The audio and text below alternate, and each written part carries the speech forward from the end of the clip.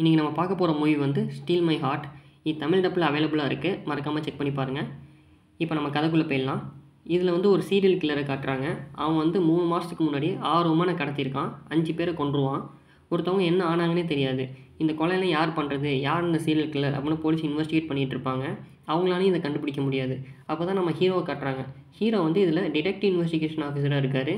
இந்த கேஸை இன்வெஸ்டிகேட் பண்ணும்போது தான் தெரியுது இவன் தான் இந்த சீரியல் கில்லர் அப்படின்னு. இப்போ எல்லோரும் சீரியல் கில்லரை சுற்றி சரௌண்ட் பண்ண நிற்கிறாங்க. அப்போ எதிர்பாராத விதமாக ஒரு கார் வந்து சீரியல் கில்லரை இடித்து தூக்கிட்டு போயிடுது. அப்போ சீரியல் கில்லர் அதில் அடிபட்டு எழுந்திருக்கும் போது திருப்பி அதே கார் வந்து ரிவர்ஸில் சீரியல் கில்லர் இடிச்சிட்டு போயிடுது. இதில் சீரியல் கில்லர் இறந்து போயிடுறான். இப்போ அந்த சீரியல் கில்லரை கொன்னது யார் அப்படின்னு நம்ம ஹீரோ இன்வெஸ்டிகேட் பண்ணிகிட்டு இருக்கான். அப்போ தான் தெரியுது அது ஒரு லேடி அப்படின்னு. ஸோ அவங்கள அரெஸ்ட் பண்ண நம்ம ஹீரோ போகிறாரு. அந்த லேடி வந்து அவங்க ஃபேஸில் இந்த ஃபேஷியல் மாஸ்க் போட்டிருக்காங்க. அந்த மாஸ்க்கை ரிமூவ் பண்ணும்போது தான் தெரியுது அந்த லேடி வந்து நம்ம ஹீரோவோட எக்ஸ் கேர்ள் ஃப்ரெண்ட் அப்படின்னு. இவங்க 2 பேரும் 10 இயர்ஸ்க்கு முன்னாடியே அவங்க லவ் வந்து பிரேக்கப் ஆகிருக்கும். இப்போ வந்து 2 பேரும் ஒன்று சேர்ந்தாங்களா இல்லையா, இதுக்கப்புறம் என்ன நடந்துச்சு, அந்த உண்மையிலே இந்த சீரியல் கில்லர் யார், இதை பற்றி சொல்கிறது தான் இந்த கதையே.